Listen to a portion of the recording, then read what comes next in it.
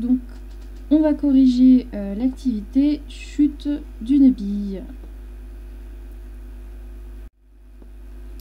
Donc, dans cette activité, il était question de deux billes de même diamètre, une qui était en polystyrène avec une masse MP et une autre qui était en verre avec une masse MV. On laissait tomber sans vitesse initiale, ici attention c'est important, les deux billes d'une même hauteur h. L'altitude h elle est ici. On vous disait donc que Léonie pensait que la vitesse d'arrivée V au point B, ça serait la même pour les deux billes. Pour Alexandre, c'est évident, la bille la plus lourde va tomber plus vite et donc elle aura une vitesse au point B supérieure. Ici on voit le point B, en fait c'est l'arrivée, c'est au sol, quoi. Et donc l'idée c'est d'arriver à l'aide du théorème de l'énergie cinétique à départager en fait du coup ces deux élèves, Léonie et Alexandre. On vous donne une petite aide, il faut commencer par définir le système étudié et ensuite faire le bilan des forces. Alors ici le système étudié, on n'a qu'à prendre par exemple la bille en polystyrène, on aurait tout à fait pu prendre la bille en verre, ça revenait exactement au même. Donc on fait le bilan des forces. A priori, notre bille elle est soumise qu'à une seule force, c'est-à-dire son poids. Puisqu'elle est lâchée sans vitesse initiale, elle est soumise uniquement à son poids.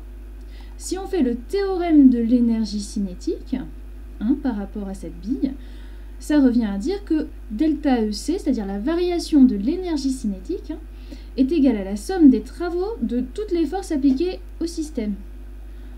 Donc, la variation de l'énergie cinétique, c'est l'énergie cinétique à l'arrivée moins l'énergie cinétique au départ, qui est censée du coup être égale à la somme des travaux de toutes les forces. Comme notre seule force, c'est le poids, eh bien, notre somme des travaux des forces, ça se transforme en juste travail du poids sur le trajet AB.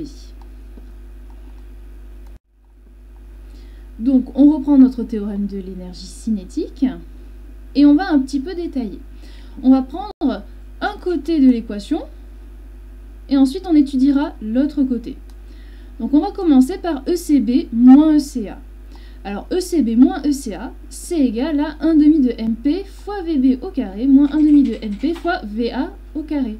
En fait, ici, on utilise juste la formule de l'énergie cinétique qui nous dit que EC, c'est égal à 1 demi de la masse multipliée par la vitesse au carré. On nous dit ici que VA, il vaut 0, puisqu'ils sont lâchés sans vitesse initiale. C'est ici que vous le voyez. Et donc, quand on fait ECB moins ECA, on tombe donc à la fin sur 1 demi de MP multiplié par VB au carré. Maintenant, il est temps d'étudier la deuxième partie de notre équation, c'est-à-dire le travail du poids. Le travail du poids, comme c'est donné dans la définition, finalement, ça va être égal à la norme du poids multiplié par la norme du vecteur AB. Le vecteur AB, il va se situer ici, du coup. Il n'est pas à l'échelle, mais l'idée, c'est que vous ayez au moins sa direction. Multiplié, du coup, par le cosinus de l'angle entre P et AB. Et alors, si on regarde, notre poids ici, il a cette direction-là et ce sens-là. Mais du coup, l'angle entre le vecteur P et le vecteur AB, il est nul. Donc, il vaut 0. Θ, il vaut 0. Et donc, si θ, il vaut 0, cosinus de 0, ça fait 1. En plus, on peut se dire que AB, ça vaut H. Et donc, on obtient à la fin que le travail du poids, c'est égal à la masse de la bille, multiplié par G, l'attraction de pesanteur, du coup, l'accélération de pesanteur, pardon, multiplié ensuite par H, la hauteur de chute.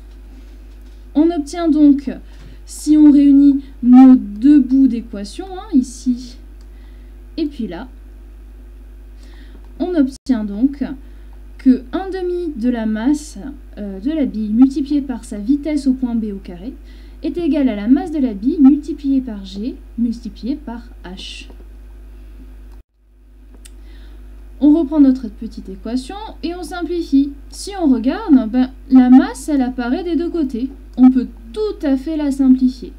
On se retrouve donc, au terme de petites manipulations, à trouver que la vitesse au point B, elle ne dépend pas de la masse. Et donc, si la vitesse au point B, Elle ne dépend pas de la masse.